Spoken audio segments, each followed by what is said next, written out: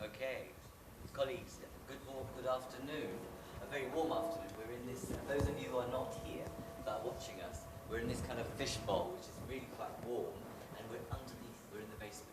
My name is Dharmendra Kanani. I am Chief Operating Officer and Chief Spokesperson for Friends of Europe. We're very pleased to be here. I'm very pleased to be here, not only because I have a fantastic panel, but this morning we were able to sign a memorandum of understanding between Prespa, myself and Friends of Europe, with the Minister of Foreign Affairs. So it was very pleasing to be able to set a new tone in the relationship between Friends of Europe, which is both a European global think tank, and also Prespa, in the conversations not only just about extension, but more about how do you create good and better governance. That's the topic for our conversation today, is about rooting out corruption through good governance, policies, and justice reform.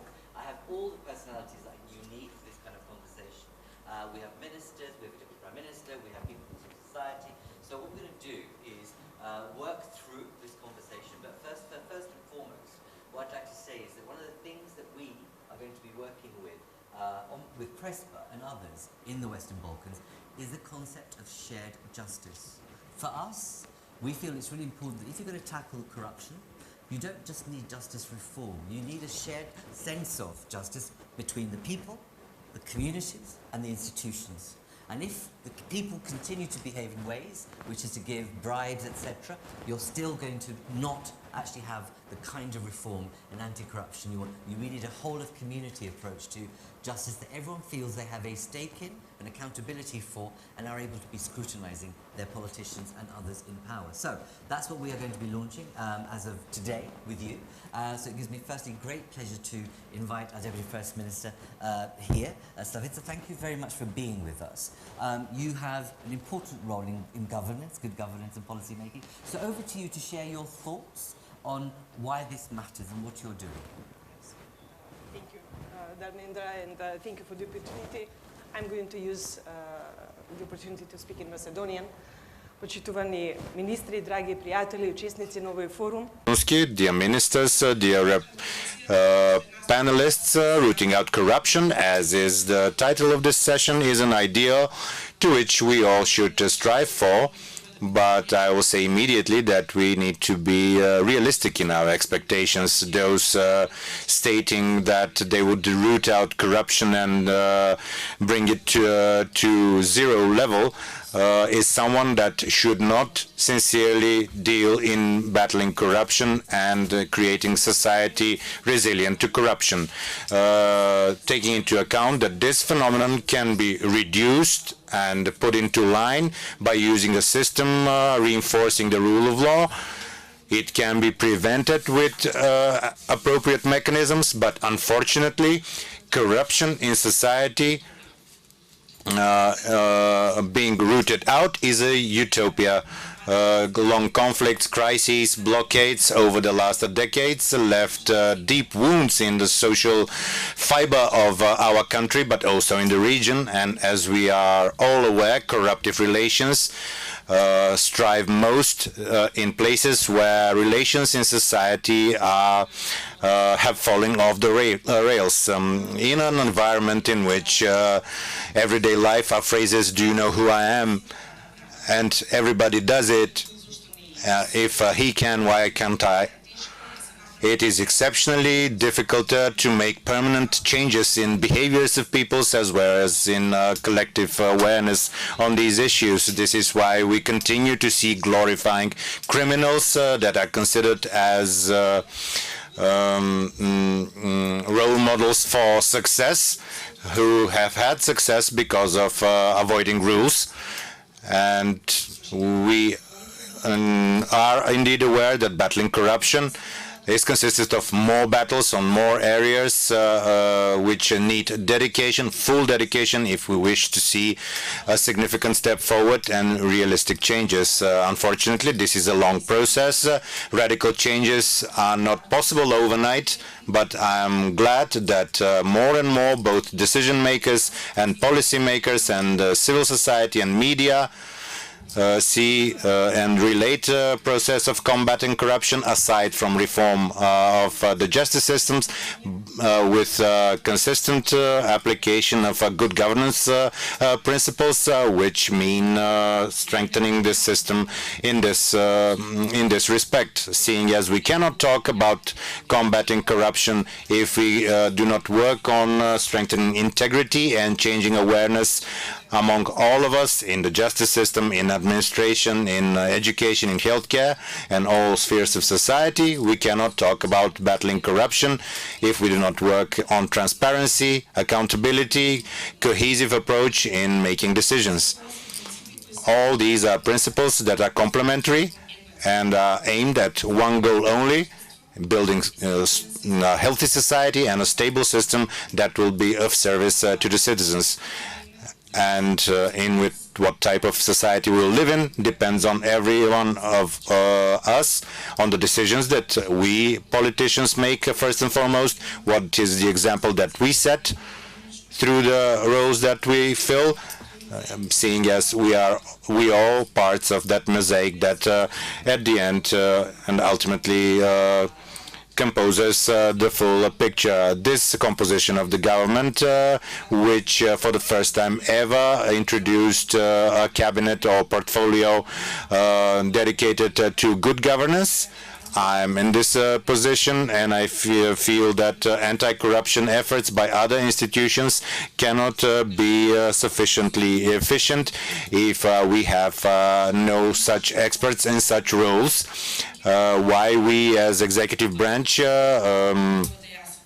make assessments on the third branch of power. This state is a prerequisite for the overall state in society, and we all are aware that of that, even without the comments by the international factors, who for years have been making negative comments about this, in spite of the enormous assistance that they've provided us to date. The amendments to the functioning of the Judicial Council and the Public Prosecutor's Office, which had negative developments lately, demonstrate the lack of justice and equality before the law, which are factors that demotivate people.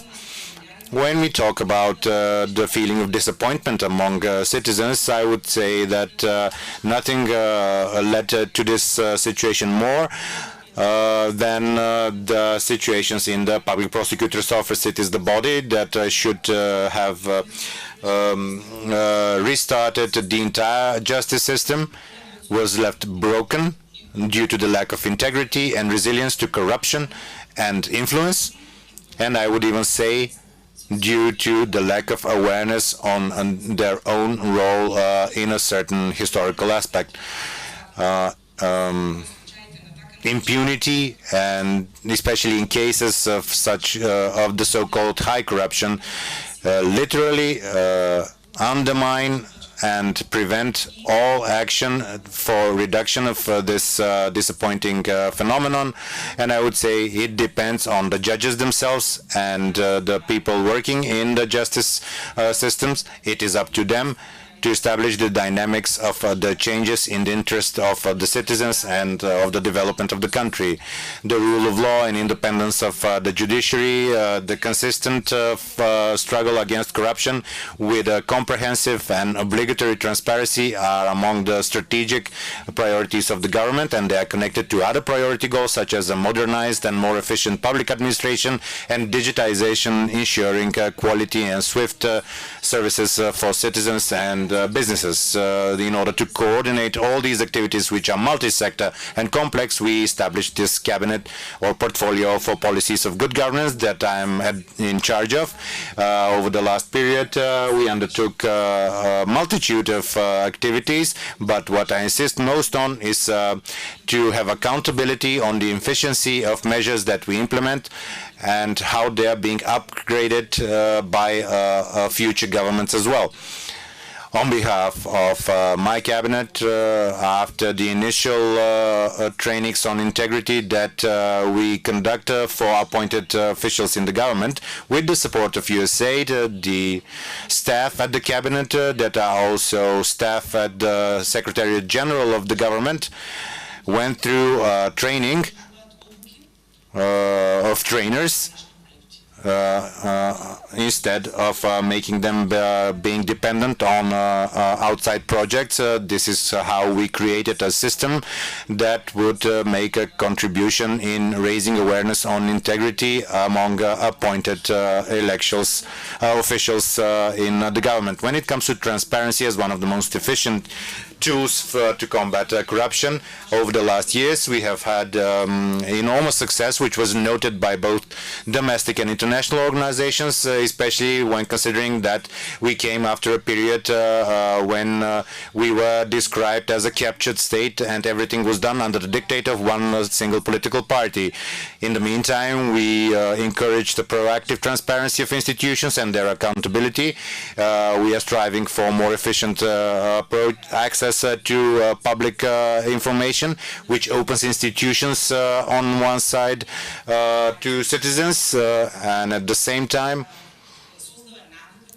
creates a habit among institutions to proactively publish information and data that they are at the disposal of, and the information and a habit that the information that institutions have belong to the citizens and not to the institutions themselves. The cabinet plays a role in combating corruption and organized crime. It coordinates the work of the National Committee dedicated to monitor the Committee on Financial Investigations, a process which was noted in the screening of the European Union. At my initiative, we established the National Digital Transformation of Society Council with the inclusion of all relevant factors, including the opposition parties, seeing as this is a societal process that is intended to last for a long time and requires the involvement of all stakeholders.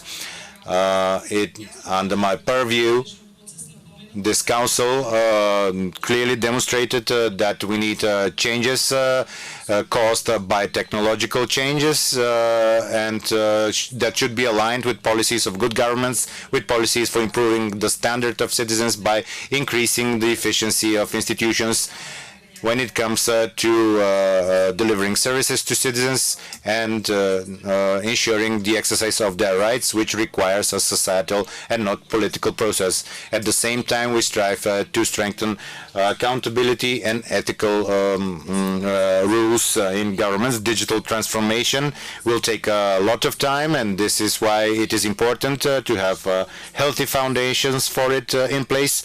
And what we achieved with the adoption of the concept on digital transformation of society is something that will be used as a foundation for future strategies. This is only a part of the activities that we conduct, but on this occasion I'd like to underline the importance of regional approach and the efforts to handle this issue and to have greater involvement of women and young people in good governance, seeing as I'm convinced that positive changes in society are a result definitely of women and young people.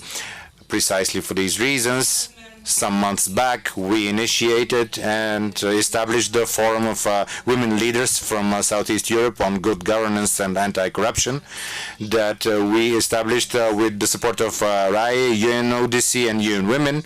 I'm particularly glad that Desislava is part of, is one of the women founders of that forum.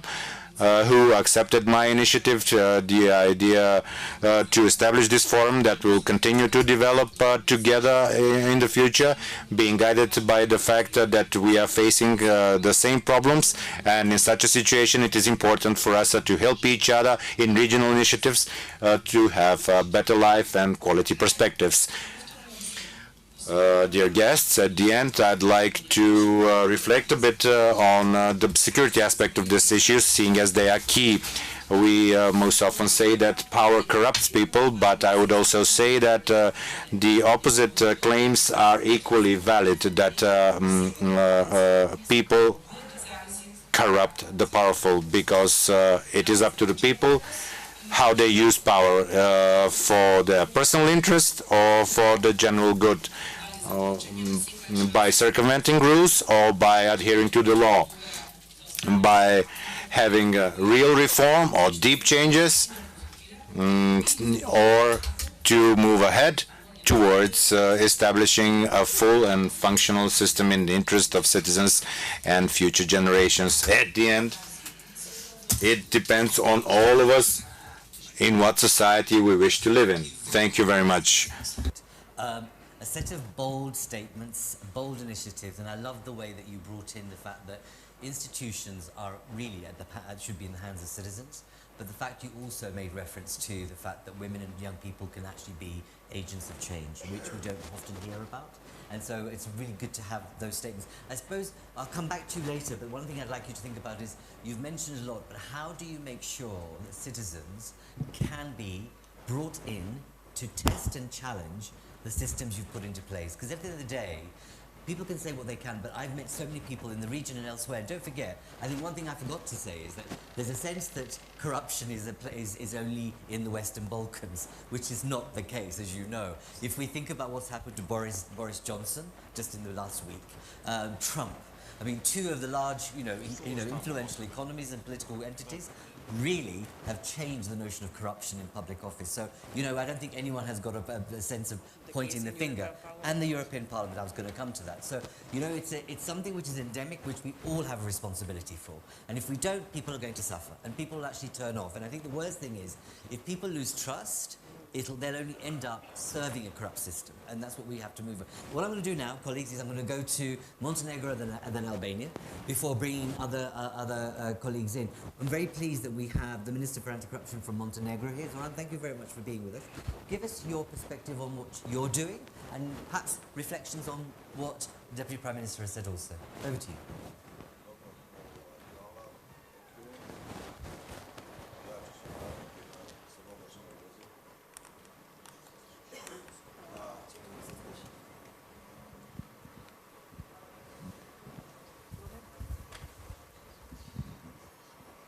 Thank you.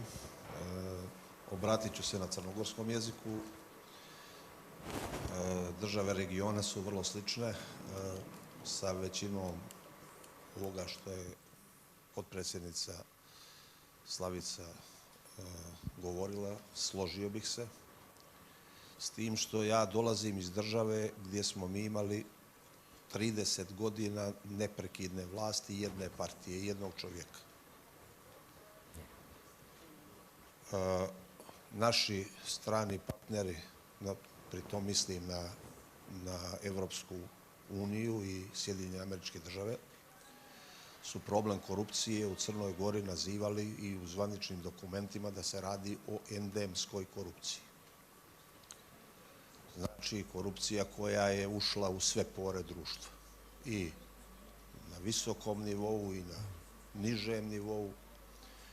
Zdravstvo, prosveta, da kažemo, urbanizam, sve su to bile bolne tačke s kojima se Crna Gora susrela nakon promjene vlasti i nije bilo lako krenuti. Jedan zarobljeni potpuno sistem gdje ne znate da li su bliži kriminalu ili pravnoj državi. I mi smo krenuli u jednu otvorenu borbu protiv korupcije, koja je dovela do mjerljivih rezultata koji su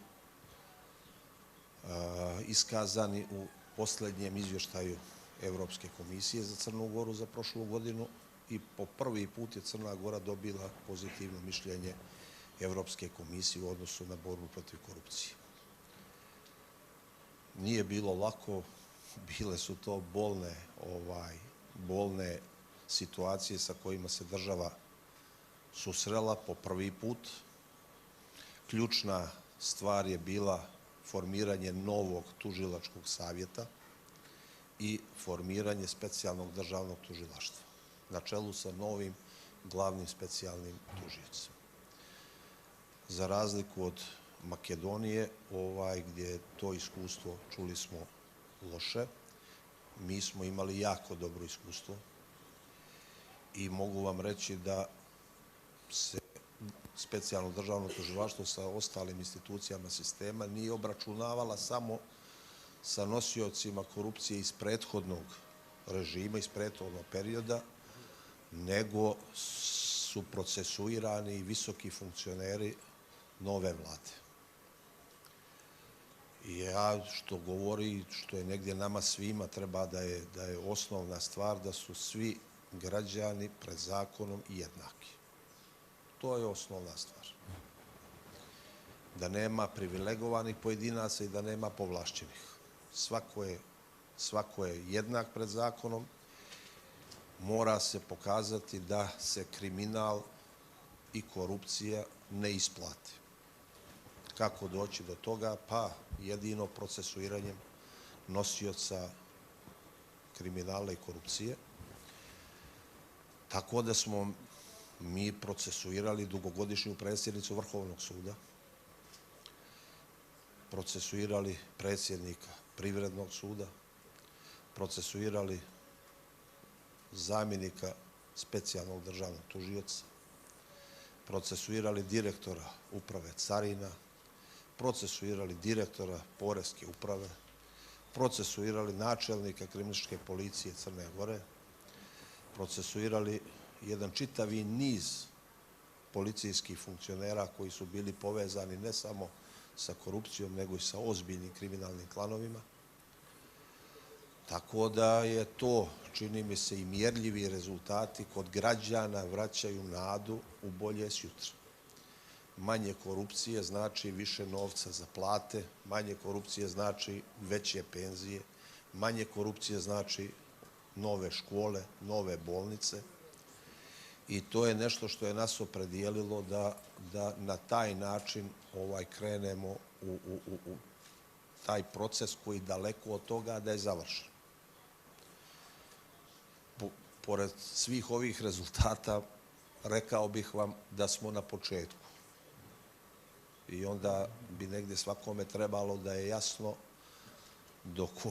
dokle je to dostizalo i negdje do kog nivoa je sve to išlo.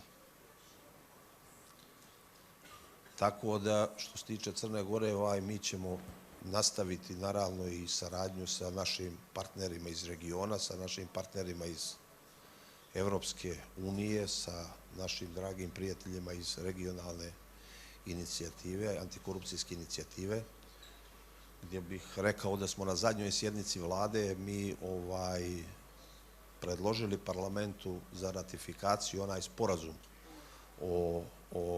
gdje ćemo doći do toga koji državni funkcioneri imaju imovinu u inostranstvu, što je važna stvar. To je sporazum koji je potpisan uz negdje pokroviteljstvo RAI-a između Crne Gore, Republike Srbije i Republike Sjeverne Makedonije i mogu vam reći da je na zadnjoj sjednici vlade Crne Gore taj sporazum ugledao svjetlo dana i upućen je parlamentu na ratifikaciju. Samo još jedan podatak da vam bude jasno o čemu se radi. Od oko 8.000 javnih funkcionera u Crnoj Gori koji predaju Agencije za sprečavanje korupcije imovinske listove, vjerovali ili ne, ne postoji ni jedan jedini koji je prijavio imovinu u inostranstvu. Ko u to vjeruje, može da vjeruje. Ja iskreno ne vjerujem i to će biti neki naredni potez, jer džaba je neko i u zatvoru ako neka imovina i nešto što je stekao putem korupcije i kriminala se ne vrati građanima i državi.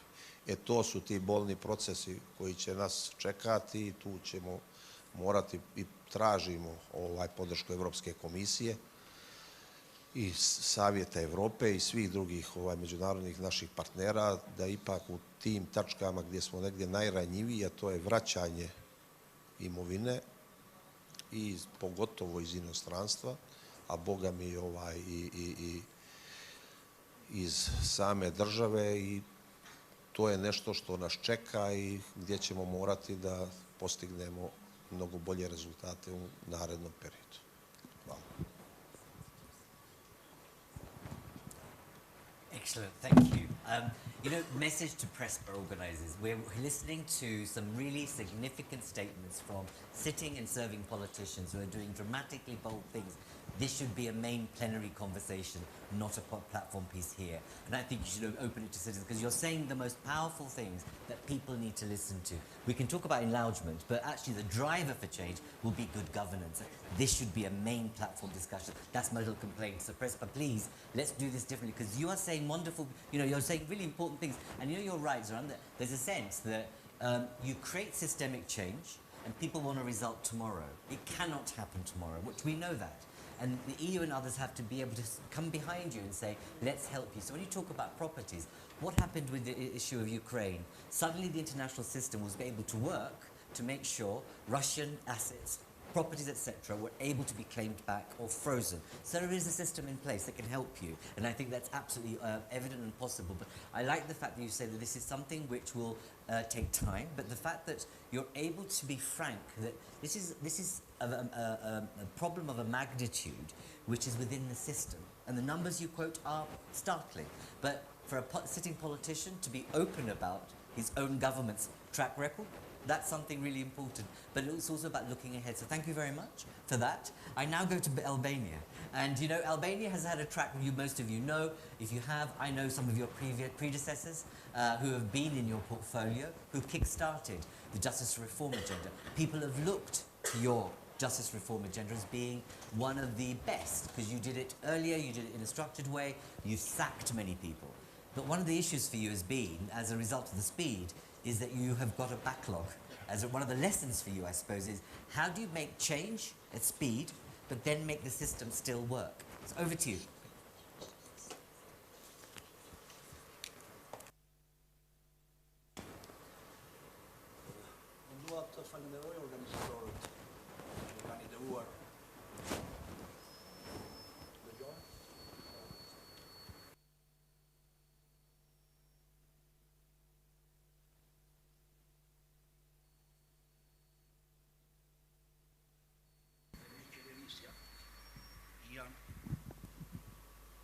Edhe jherë, se me sa duket nuk jam dëgjuar, dua të falenderoj organizatorët e këtij takimi që e kanë ideuar këtë tryezë diskutimi, sepse lufta kundër korrupsionit dhe mirëqeverisja janë probleme që i kalojnë kufit tanë shtetëror dhe na bëjmë bashkë për të diskutuar dhe për ndarë përvojat tona më të mira në luftën kundër korrupsionit. Në Shqipëri, Ministri i Drejtësisë është njëkohësisht edhe koordinatori kombëtar i luftës kundër korrupsionit, si i vetmi institucion përgjegjës për politikat qeveritare në luftën kundër korrupsionit në administratën publike. Kur vim tek lufta kundër korrupsionit, kryefjala e investimit të qeverisë shqiptare sa i takon shtetit të drejtës dhe sundimit ligjit, është lufta kundër korrupsionit në sistemin e drejtësisë dhe në administratën publike. Kur flasim për luftën kundër korrupsionit në sistemin e drejtësisë, ne i referohemi reformës në drejtësi, që Shqipëria në bashkëpunim të ngushtë me Bashkimin Evropian dhe Shtetet e Bashkuara të Amerikës ndërmorëm në korrik të vitit 2016. Dhe sot kur ka kaluar faza e parë e zbatimit të reformës në drejtësi, ne mund themi që dy shtyllat kryesore të reformës në drejtësi, procesi i vettingut dhe krijimi i organeve speciale për të luftuar korrupsionin dhe krimin e organizuar, kanë krijuar një dinamik të hetimit të rasteve korruptive dhe ne e konsiderojmë, edhe pse është në hapat e parë, histori suksesi. Procesi i vettingut në Shqipëri aktualisht janë nënshtruar rreth 80% e gjyqtarëve dhe të prokurorëve. Kanë ngelur deri në fund të dhjetorit 2024 rreth 100 gjyqtarë dhe prokurorë që do të kalojnë në filtrat e vettingut, por ato që janë nënshtruar këtij procesi deri tani, afërsisht 70% janë larguar nga sistemi për shkak të mos justifikimit të një niveli të pranueshëm të pasurisë. Pra sot ne konstatojmë që reforma në sistemin e drejtësisë ka qenë gjëja e duhur, sepse kemi arritur të pastrojmë sistemin e drejtësisë nga gjyqtarët dhe prokurorët e korruptuar. Prokuroria speciale, SPAKU, ka krijuar një dinamik të hetimit të rasteve korruptive të zyrtarëve të nivelit lartë dhe në sitën e hetimit të prokurorisë speciale, sot kemi ish gjyqtar dhe ish prokuror që nuk kanë justifikuar pasurinë që po hetohen nga prokuroria speciale, madje kemi dhe raste të dënimit të ish funksionarëve të lartë të drejtësisë, ish prokurori i përgjithshëm i Shqipërisë është dënuar për korrupsion. Gjyqtarë të niveleve të larta janë dënuar nga gjykata e posaçme për korrupsion. Po ashtu SPAKU ka raste të hetimit edhe të dënimit të zyrtarëve të lartë publik në Shqipëri për korrupsion. Kemi ish ministra, sot që aktualisht janë duke vuajtur dënimin, kemi deputet, ish deputet, ministra, pra është një kategori e zyrtarëve të lartë, ish zyrtarëve të lartë publik, që aktualisht po hetohen dhe gjykohen në gjykatën speciale të luftës kundër korrupsionit dhe krimit organizuar. Pra, e parë në këndvështrimin e shtetit të drejtës dhe sundimit ligjit, reforma në drejtësi, në këto momente, ka filluar të prodhojë rezultatet e para të prekshme për qytetarët shqiptar, çka e ka rritur besimin e shqiptarëve tek drejtësia e re. Sa i takon fazës ku jemi me zbatimin e reformës në drejtësi, sigurisht që kemi sfida, edhe sfida që së bashku edhe me partnerët tanë të Bashkimit Evropian besoj do ta kalojmë deri në fund vitit 2024, është plotësimi i vakancave që kemi në radhët e gjyqtarëve dhe të prokurorëve për shkak të largimit tyre nga procesi i vettingut. Por në të gjitha projeksionet tona, sistemi i drejtësisë në Shqipëri në fund vitit 2024 do të marrë frymëlirisht. Edhe pas vitit 2024 do të kemi edhe një evadim të backlogut të dosjeve që janë aktualisht në gjykata. Kur vim tek lufta kundër korrupsionit në administratën publike, sigurisht vlen të përmendim dy masa që ka ndërmarrë qeveria shqiptare. Në tetor të vitit 2021 u krijua Drejtoria e Përgjithshme Antikorrupsion, e cila është një institucion varësie në varësinë e ministrit të drejtësisë, që është njëkohësisht edhe koordinatori kombëtar i luftës kundër korrupsionit, një agjenci e cila në vetëm 19 muaj jetë ka rezultate të kënaqshme. Janë rreth 350 e sa zyrtar që janë nënshtruar masave disiplinore, por rreth 25 kallëzime penale nga kjo strukturë janë drejtuar prokurorisë speciale ose prokurorive të jurisdiksionit të përgjithshëm. Kjo agjenci në fakt është e shtrirë në 44 institucione qendrore dhe lokale, ku ka koordinator kundër korrupsionit. Synojmë që qëllimi ynë është që kjo Drejtori e Përgjithshme Antikorrupsion të transformohet në një agjenci varësie e Ministrisë Drejtësisë për të luftuar korrupsionin në radhët e administratës publike. Le të themi është një agjenci që bën një autokontroll të të gjithë administratës publike. Është agjensia e ekzekutivit, por skanon administratën publike. Sigurisht që masat që kjo drejtori propozon, janë masat disiplinore që ua propozon agjensive për punonjësit e saj, ose në rast se ka shkeljet natyrës penale, kjo agjensi i drejtohet të prokurorisë. Dhe një mas tjetër e luftës kundër korrupsionit në administratën publike dhe që është një sfidë e Shqipërisë për të ardhmen, është digitalizimi i shërbimeve publike. Shqipëria sot është, e them me krenari këtë, është vend lider në rajon, ofron rreth 1227 shërbime publike online. Sfida jonë është që të gjitha shërbimet që administrata publike i jep për qytetarë shqiptar, t'i kalojmë drejt të qeverisjes elektronike. Shumë shpejt në Parlamentin e Shqipërisë do të kaloj edhe një ligj për qeverisjen digjitale, sepse ne mendojmë që largimi i zyrtarëve i nënpunësve publik nga kontakti me qytetarët është një masë e rëndësishme për të luftuar korrupsionin në radhë të administratës publike.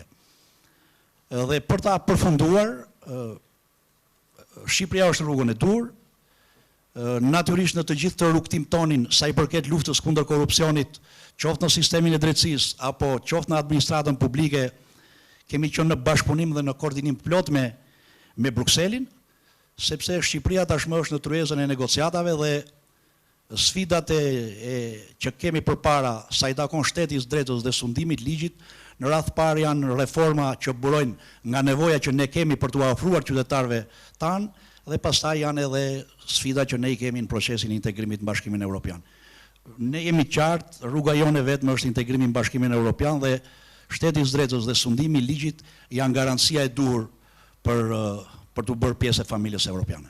Shumë faleminderit për durimin. Thank you very, very much. And again, very powerful, very passionate, very direct and bold, and owning up to what you had to deal with.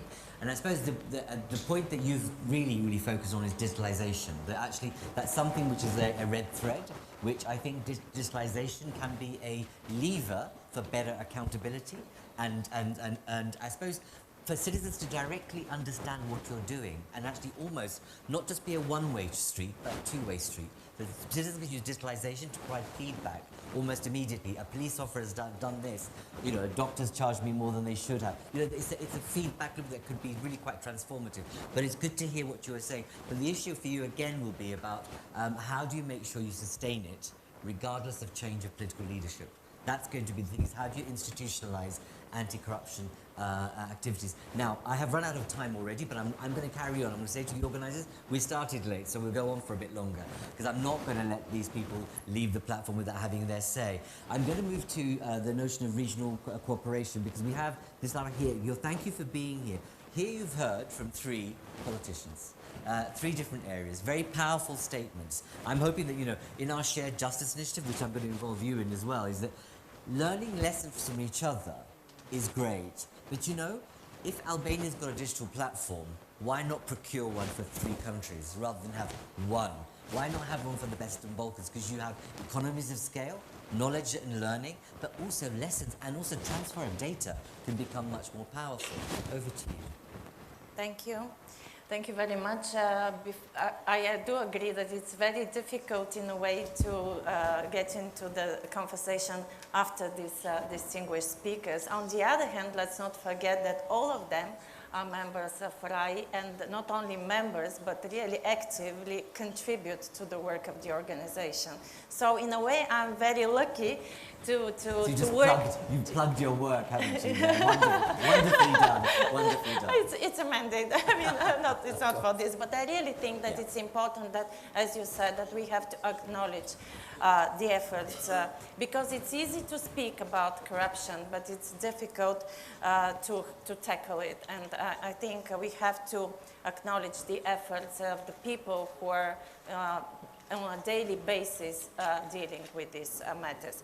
Before I also start, I would like to thank the organizers for the invitation and for providing me with the opportunity to present the regional anti-corruption perspective, but also for bringing the topic in the Prespa Forum Dialogue, which I agree with you is extremely important. Good governance is key for the region. Regional cooperation is only one single component of the global anti-corruption process, but it is very important.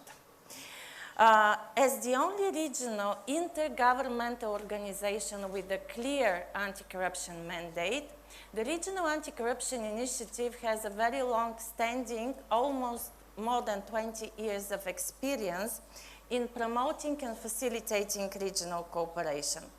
With the continuous support of all the governments from the region, we were able to implement many projects and activities aiming to strengthen the national anti-corruption systems, and what we've managed, and I think this is a real achievement and quite unique one, to create a unique regional platform, as you said, for sharing knowledge and experience, and providing for a possibility for dialogue between the governments and civil society, the governments and international organizations and donors.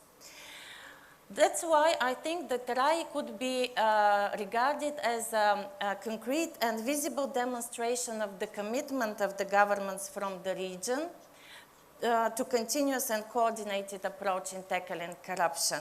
Nevertheless, we must acknowledge that political will is not enough. We have to translate it into policies, measures, and then all these policies and measures should be implemented in practice. And driven by the understanding that political commitments should be translated into practice, we at RAI are exploring ways to strengthen the regional cooperation by developing new instruments for practical cooperation. And here I would like to emphasize on the word practical. And one good example of which is the International Treaty for Exchange of Information for Verification of Asset Declarations, which Minister Milanic referred to, which was developed under the auspices of RAI and signed by North Macedonia, Montenegro, and Serbia. We are expecting Moldova to sign it probably by the end of the summer, and Albania is also considering joining the treaty. We do believe that this treaty would provide for an instrument to exchange information and speed up the process of asset recovery. RAI is also building strong partnerships and actively participate in international fora to ensure synergies with the latest trends and policies related to anti-corruption, good governance, and rule of law, which are developed, discussed, and implemented by international organizations such as UN, Council of Europe, and we are trying to bring in those discussions the regional perspective, the perspective from our region. We also do cooperate very closely with the European Commission in supporting the EU integration process of the region. I'm very happy that you have mentioned how important it is to engage with civil society, public, private sector, and media, youth, and academia. And this is one of the approaches that RAI has developed recently. We leverage on the public-private partnerships. And that's why I'm very happy to see representatives of the civil society being here discussing with us today at the forum. We must admit, however, that the citizens in the region demand more effective and swift results in countering corruption, and therefore the political leadership and international organizations should seize the moment and respond to the expectations of the citizens by implementing decisive and irrevocable reforms to root out corruption. And I think what we should also promote and demonstrate is this strong leadership. And I think here we have primarily examples of strong leadership in the speaking about Ms. Slavica Grkovska, Zoran Miljanic, and Minister Ulishi. To conclude, I would like just to say that we at RAI remain fully committed to continue working to strengthen the regional anti-corruption infrastructure and to support the governments and civil society in their anti-corruption efforts and also in their way to the EU integration. And I'm open for discussion and questions. Sadly, given the time, we could be here all afternoon, right? Because no, but that's why I keep on thinking, Prespa, make this a bigger dialogue, because this is a driver of social progress and change, and we should see if we can invade the agenda tomorrow and talk about this again. But really important. My only point to you is, Deslava, and this is why, from Friends of Europe, we believe in. We've called it a new Balkan journey. We don't think tackling anti-corruption should be about joining the EU or getting the blessing from the UN or whatever. It's good governance. It's about forming a good society for the citizens of the Western Balkans. It's not about joining a club. It just makes for a better society. I think that has to be the self-belief within the Western Balkans. Say, this is not just about a road into a club with a key. This is about our people and our structures and our society. My other challenge to you would be is that try and make sure you find different ways to create systems for citizen engagement, and I hope that we can work with you on this, because I think with this can happen, but the shared justice can only be achieved if citizens believe in it, and that's the issue. So on that note, I'm going to come to you, Philippe. We have got very little time. You're an ambassador, Luxembourg. Give me your kind of 60-second response to what you've heard. I can try in 45 seconds because. Humbled to be with you ministers, and because it's you, the leadership, who should show the way. So my thanks to be able to. My thanks to be able to be here with you. From our perspective in Luxembourg, also as Minister Slavica said, it's a generational change, and that's what we might be confronted in Luxembourg. That we have to get into the mindset of young people. As you said that you should not criminals should not be glorified because they engage in corrupt activities. How to get this mindset changed in young people, that young people understand it's not good to be involved in corrupt activities. It's good if you don't do corruption. And also, as some of you mentioned, to look as a community, that you should be working as a community and not just looking into your personal privileges, what is in for me. And also, what you said, Mr. Moderator, is also for us Luxembourg important, that we don't want you to do these reforms because of the European Union, but you should do them for your citizens, and your citizens should want them to be done, these reforms. That's also very important. And we from Luxembourg or Western Europe, whatever we can do to support you, to better collaborate with you, we will do it.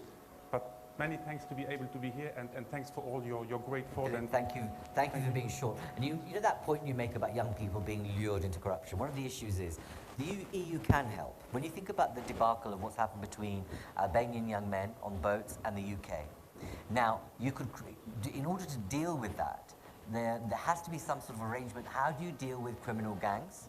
How do you create the infrastructure from stopping it? And mostly this is about young men who have nothing going for them in the northern part of Albania. And it's about making sure you've got a system of infrastructure that can break the cycle. But the EU can help in that. Rather than actually making a big deal about immigration, is that how can we help to create an infrastructure of support, but also work together with the Western Balkans to really use security measures to break criminal trafficking and trafficking of human beings that's happening, which is causing part of the corruption and the cycles of corruption that are going back and forth into Europe. Europe is culpable as well as the Western Balkans in this. So, Alejandro, you've been steeped in this work for decades, not to say that you're an old man, but you've seen things change, you've seen it go up and down. Give us your reaction to what you've been hearing. Okay, I'll try. Well, I have 5 points prepared, you can, and that covers one of your question, because I'm here as director of MCIC in Macedonia, but also as coordinator of the SELDI network that Desislava mentioned, that follows,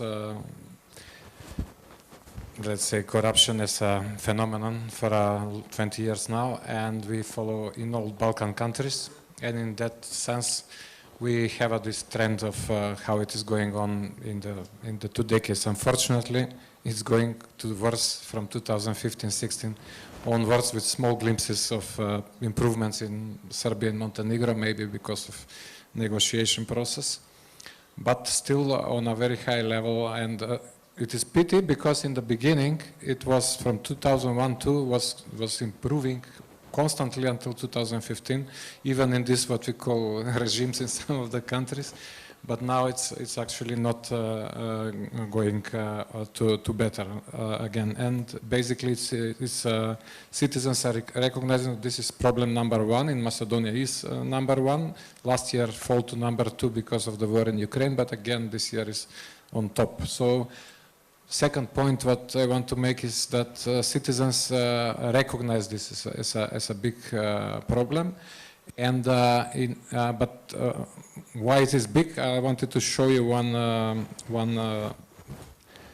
infographic from all countries. This is blue lines are corruption pressure that we measure, which means how many people were asked for a bribe, and the yellow line is how many actually gave the bribe. And as you can see, almost everybody gives. Albania is best in resistance, but it's worst in how many people are actually asking for a bribe. And unfortunately, where is that, just for people's, and obviously those of you who are watching, I'm sorry you can't see this, but actually that balance between being asked and resisting is very low, and there's kind of a symmetry that basically the point is it's systemic and people are finding it hard. But what's the date for that information? How 2001. We are now making for this year. Okay. Every 2 years we make, but 2001. still is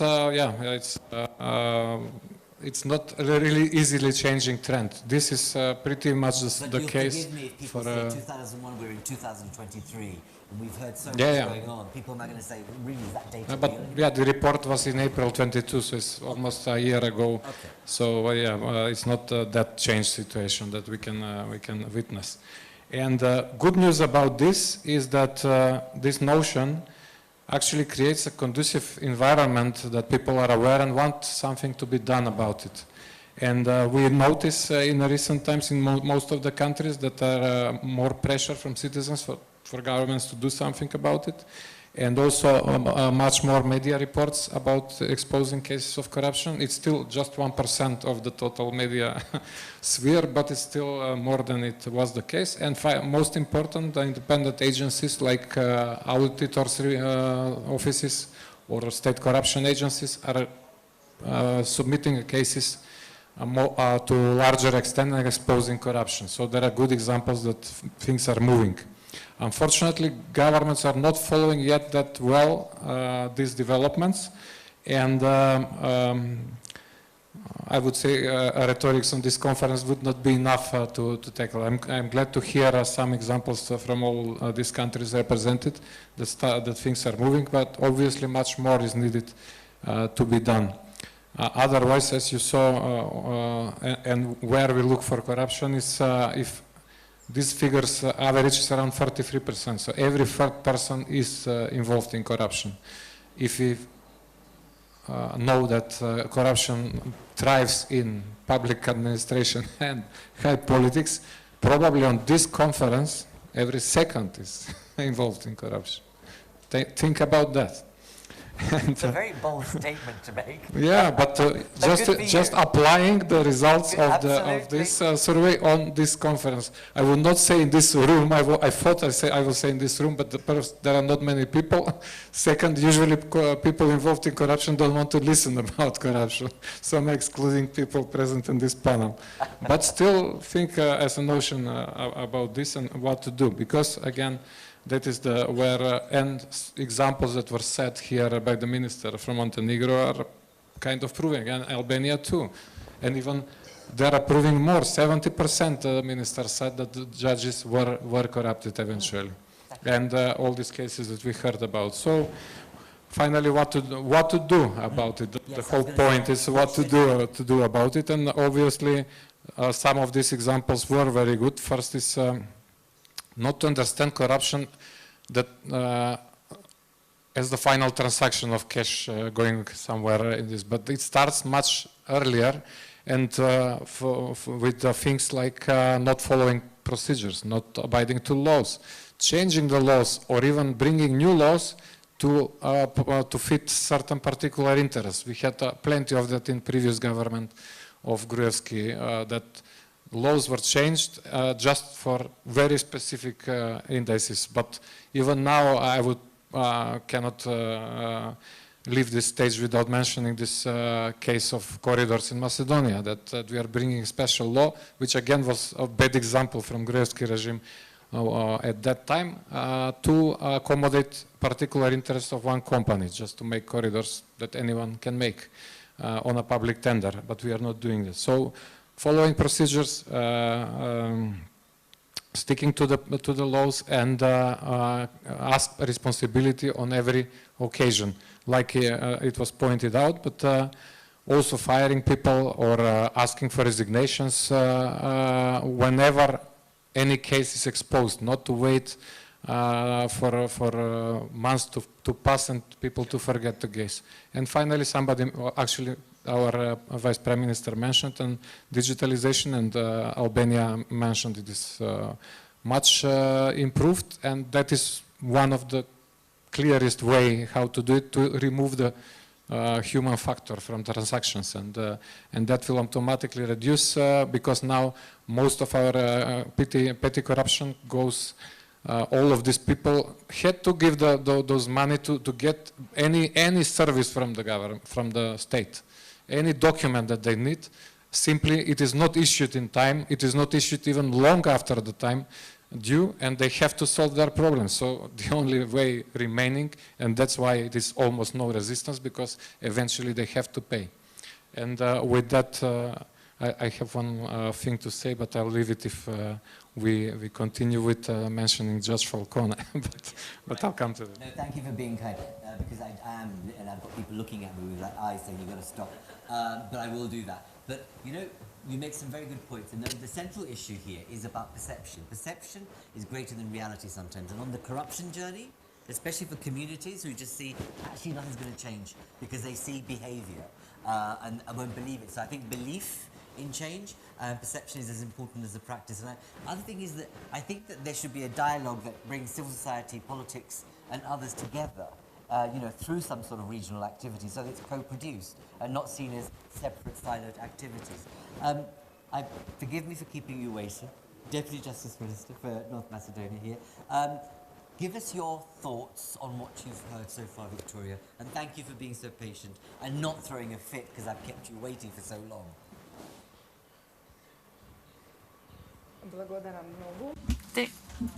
Thank you very much. Thank you very much for giving me the honor to speak after so many distinguished speakers. I must underline that, or I could conclude that we all agree that regardless we are talking about member states of the EU or enlargement countries, the conclusions would apply to all. First, therefore, I will divide my conclusions in two parts. First, all countries, EU countries and enlargement countries are committed to rule of law, good governance, fight against corruption, accountability and transparency. Reports of international institutions and of the European Commission state that not only in North Macedonia, but also in other countries, there is a relevant legal and institutional framework. But then, where is the challenge located? Where are the problems located? Implementation of laws by institutions is problematic, and that's what we need to work in the future, guided by the principle that the law applies to all equally. The rule of law principles are focused on judiciary, pluralism, media, and functioning of institutions. So, of course, we cooperate in this respect, Greco, Venetian Commission, Council of Europe, but we also expect and look forward to contribution of civil society organizations, especially in regional setting, setting.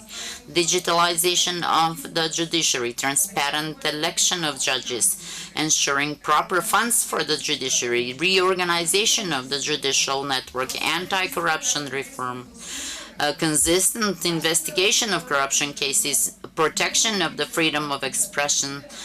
These should be the priorities, especially for Western Balkan countries who are striving to become EU members. Such mechanisms, such principles allow us to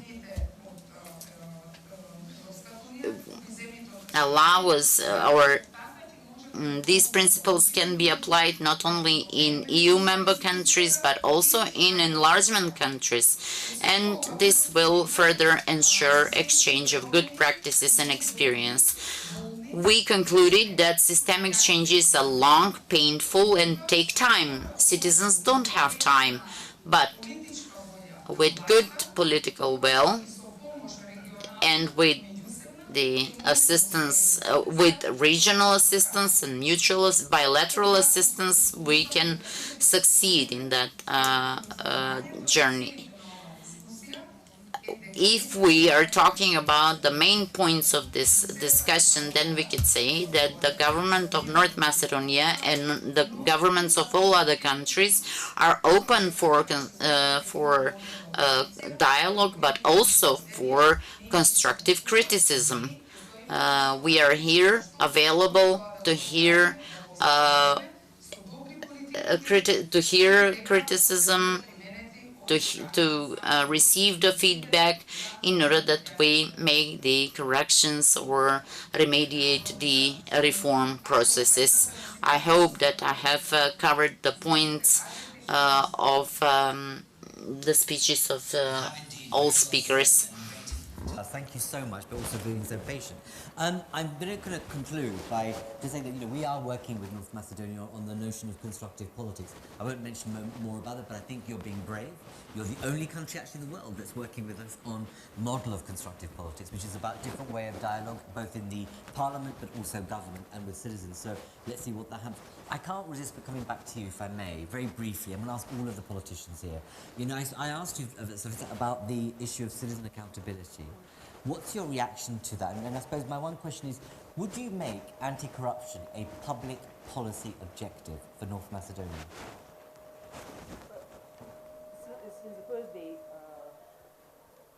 civil society is one of my partners, because without having partners from media and civil society, it's impossible to have a success in this field.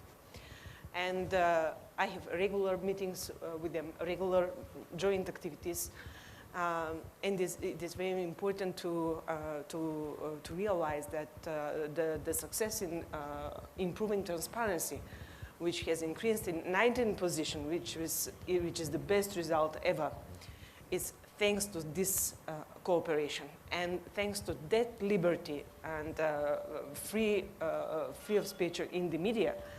Actually, we have increased in the public liberty to react on corruptive cases and have the voice of the citizens in reactions and putting a pressure on the government to deal with this issue, which is very positive.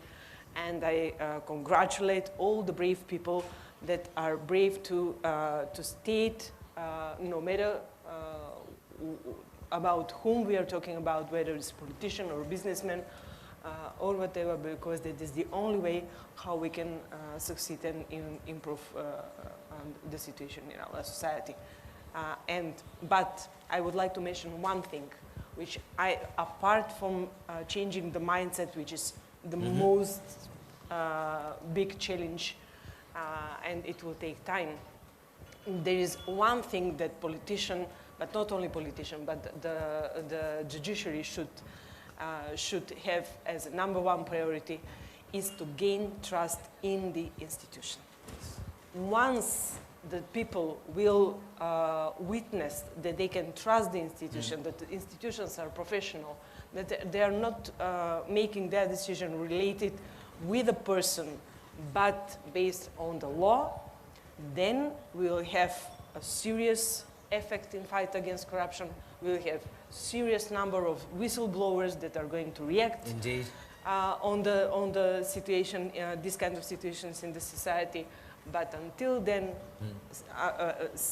until we have the people that are going to be afraid that they are going to be victims if they report corruption instead of those that have break the law, we are not going to have a full success in this fight. So this is a very powerful statement again. Thank you for being that, because you're absolutely right. Because if you don't have belief in the institution, nothing will change. Because it'll be the cycle will be repeated again and again. Just for the two colleagues, you don't have to make a statement, but if you want to, 60 seconds each in reaction to this, what I'm saying about making anti-corruption a public policy objective, i.e. you hold yourself accountable for it to the public. Is there anything you would like to react to in relation to what I've just said? You don't have to.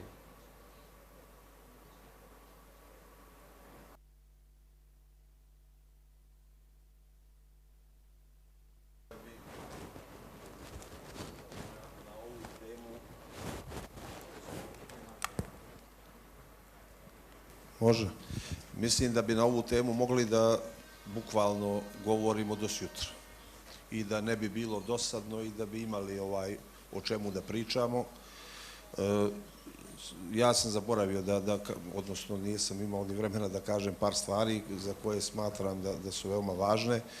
Mi smo upravo dijelimo mišljenje nekih panelista da je veoma važna uloga nevladinog sektora, odnosno civilnog društva i splotenost negdje sa vladom u odnosu na borbu protiv korupcije i mi smo formirali jedno tijelo koje se zove Nacionalni savjet za borbu protiv korupcije, gdje pored moje malenkosti i premijera vlade i svih ministara iz resora koji su pogođeni korupcijom se nalaze i 4 člana iz nevladinog sektora i za nas je to veoma važno i upravo uz pomoć članova Nacionalnog savjeta iz nevladinog sektora smo došli do određenih podataka koje su kasnije procesuirane i to je uspjeh ne samo vlade Crne Gore, nego to je uspjeh čitave zajednice. Tako da mislim da uz taj zajednički rad negdje i nevladinog sektora i vlade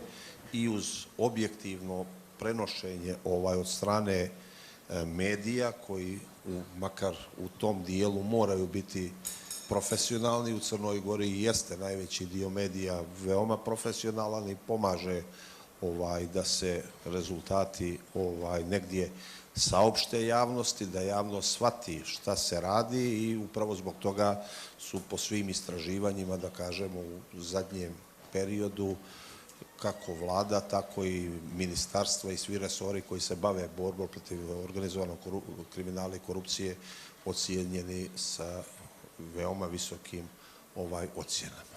Hvala. Great. Indeed, and also you're also a nation, a state where you've elected one of the youngest presidents. I had the fortune he came to Brussels. We had a good chat. He's bold, but he's like reduces the age range amongst his compatriots by 20 years. So see how he fares, I suppose. He's being very bold. Do you want to say anything?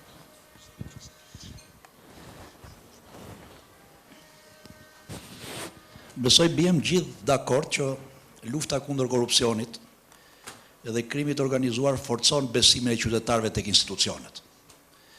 Dhe në fakt, ky është edhe qëllimi i gjithë politikave tona publike, që të forcojmë besimin e qytetarëve tek institucionet.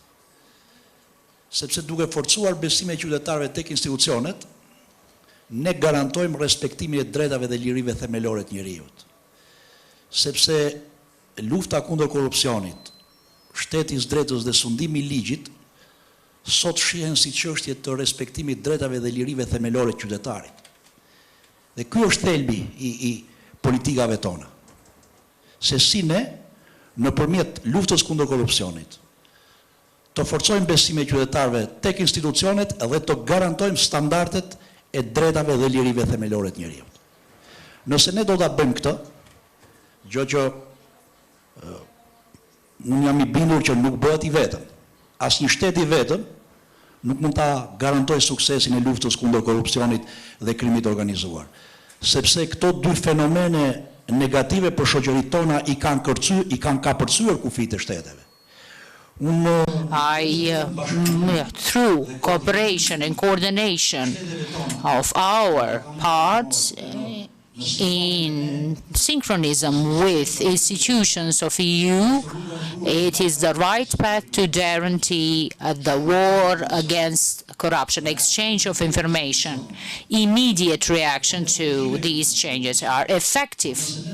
But if we want to have institutions which react in effective and adequate way through against corruption, in the first place, we should get the trust of the citizens in us. This is the right path. I'm half an hour over, but I hope that it was being effective, useful. This dialogue isn't going to stop, and I want to thank you particularly for being frank and open and bold in your statement. But I think it's the journey ahead that matters, and I think that it's a different kind of way of working between civil, public, private sectors that's going to be key. And I really do think having a regional approach, creating economies of scale that can help the Western Balkans is the way forward. But I think making a public policy objective of anti-corruption will go a long way in letting people know that you mean business. But I think annual accountability registers on how far you're tackling corruption could be a way to go. And I wish you all very well. And thank you all very much for your time. You've been excellent. Thank you. Thank you.